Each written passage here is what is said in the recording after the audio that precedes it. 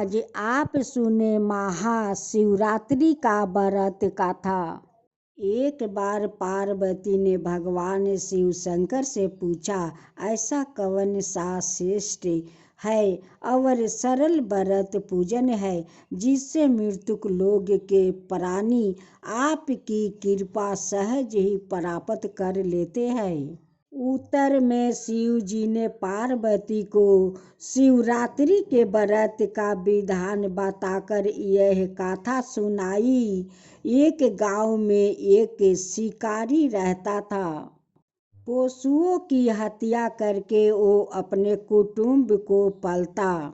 वो एक साहूकार का ऋणी था, लेकिन उसका ऋण समय पर ना चुका सका। क्रोधवश साहूकार ने शिकारी को शिव मठ में बंदी बना लिया। संयोग से उस दिन शिवरात्रि थी। शिकारी ध्यान मगन होकर शिव संबंधी धार्मिक बातें सुनाता रहा। चतुर्थी को उसने शिवरात्रि की कथा भी सुनी। संध्या होते ही साहूकार ने उसे अपने पास बुलाया और ऋण चुकाने के विषय में बात की। शिकारी अगले दिन सारा ऋण लौटा देने का वचन देकर बंधन से छूट गया। अपनी दिनचर्या की भांति वहाँ जंगल में शिकार के लिए निकला, लेकिन दिन भर बंदी गृह में रहने के कारण भूखे प्यासे व्याकुल था। शिकार करने के लिए वो एक तालाब के किनारे बेल वृक्ष पर परवा बनाने लगा। बेल वृक्ष के नीचे शिवलिंग था जो बेलपत्रों से ढका हुआ था। शिकारी को उसका पता नहीं चला। परवा बनाते समय उसने जो टहनियों तोड़ी वो संयोग से शिवलिंग पर गिर गया। इस प्रकार दिन भर भूखे प्यासे शिकारी का व्रत भी हो गया और शिवलिंग पर बेलपत्र भी चढ़ गया। एक पहर रात्रि बीत जाने पर एक गर्भिणी मृग तालाब पर पानी पीने पहुंची। शिकारी ने धनुष पर तीर चढ़ाकर जो ही रेंचा खींची, मृग बोली, मैं गर्भिणी हूँ, शीघ्र ही प्रयासव करूंगी। तुम एक साथ दो जीवों की हत्या करोगे, जो ठीक नहीं है। मैं अपने बच्चों को जन्म देकर शीघ्र ही तुम्हारे सामने प्रस्तुति हो जाऊंगी। शिकारी ने प्रयासा ढीली कर दिया और मृग झरियों में लुप्त हो गई। कुछ ही देर बाद एक और मृग उधर से निकली। शिकारी की प्रसन्नता का ठिकाना न रहा। समीप आने पर उसने धनुष पर बाण चढ़ाया। तब उसे देख मृग ने विनम्रता पूर्वक निवेदन किया, हे अपराधी, मैं थोड़ी देर पहले ही ऋतु से निवृत्त हुई हूँ। कामातुर गृहिणी हूँ, अपने प्रिया की खोज में भटक रही हूँ। मैं अपने पति से मिलकर शीघ्र ही तुम्हारे पास। शिकारी ने उसे भी जाने दिया। 2 बार शिकार खोकर उसका माथा ठनका। वो चिंता में पड़ गया। रात्रि का आखिरी पहर बीत रहा था। तभी एक अन्यायी मृग अपने बच्चों के साथ उधर से निकली। शिकारी के लिए यह स्वनिर्मित में अवसर था। उसने धनुष पर तीर चढ़ाने में देर न लगाई। वो तीर छोड़ने ही वाला था कि मृग बोली, हे अपराधी, मैं इन बच्चों को पिता के हवाले करके लौट आऊंगी। इस समय मुझे मत मार। शिकारी हंसा और बोला, सामने आया शिकार को छोड़ दूं? मैं ऐसा मूर्ख नहीं हूँ। इससे पहले मैं 2 बार अपना शिकार खो चुका हूँ।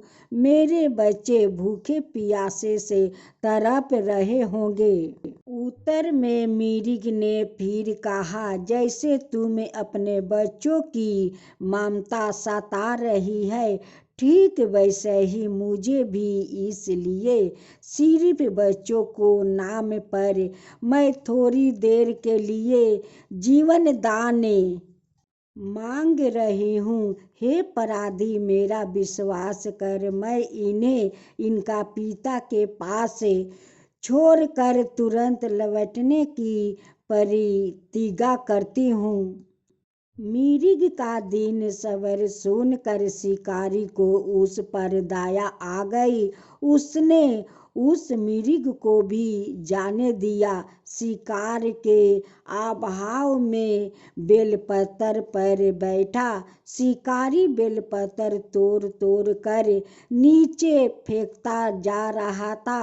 पाँव फटने को हुई तो एक हष्ट पुष्ट मिर्ग उसी रास्ते पर आया। शिकारी ने सोच लिया कि इसका शिकार वो अवश्य करेगा। शिकारी की 3 प्रयाचा देखकर मिर्ग विनीत स्वर में बोला, हे अपराधी भाई, यदि तुमने मुझसे पूर्व आने वाली 3 मिर्गियों और छोटे छोटे बच्चों को मार डाला है तो मुझे भी मार देना। विलंब ना करो, ताकि उनके वियोग में मुझे एक क्षण भी दुख ना सहन पड़े। मैं उन मिर्गियों का पति हूँ। यदि तुमने उन्हें जीवन दान दिया है तो मुझे भी कुछ क्षण जीवन दान देने की कृपा करो। मैं उनसे मिलकर तुम्हारे सामने उपस्थित हो जाऊंगा। मिर्ग की बात सुनते ही शिकारी के सामने पूरी रात का घटना चक्कर घूम गया। उसने सारी कथा मिर्ग को सुना दी। तब मिर्ग ने कहा, मेरी तीनों पत्नियों जिस प्रकार प्रतिज्ञाबद्ध होकर गई है, मेरी मृत्यु से अपने धर्म का पालन नहीं कर पाएगी। अत जैसे तुमने उसे विश्वास पात्र मान कर छोड़ा है, वैसे ही मुझे भी जाने दो। मैं उन सब के साथ तुम्हारे सामने शीघ्र ही उपस्थित होता हूँ। उपवास, रात्रि जागरण और शिवलिंग पर बेलपत्र चढ़ाने से शिकारी का हिंसक हृदय निर्मल हो गया था। उसमें भगवत शक्ति का वास हो गया था। धनुष और बाण उसके हाथ से सहज ही छूट गया। भगवान शिव की अनुकंपा से उसका हिंसक हृदय करुणक भाव से भर गया। वो अपने अतीत के कर्मों को याद करके ताप की ज्वाला में जलने लगा। थोड़ी ही देर बाद मिर्ग सपरिवार शिकारी के समस्त उपस्थित हो गया ताकि वो उनका शिकार कर सके। किंतु जंगली पशुओं की ऐसी सत्यता, सात्विकता एवं सामूहिक प्रेम भाव देखकर शिकारी को बड़ी गलनियाँ हुई। उसके नेत्र से आंसुओं की झड़ी लग गई। उस मिर्ग परिवार को ना मार कर शिकारी ने अपने कठोर हृदय को जीव हिंसा से हटा दिया। सदा के लिए कोमल एवं दयालु बना लिया। देवलोक से समस्त देव समाज भी इस घटना को देख रहा था।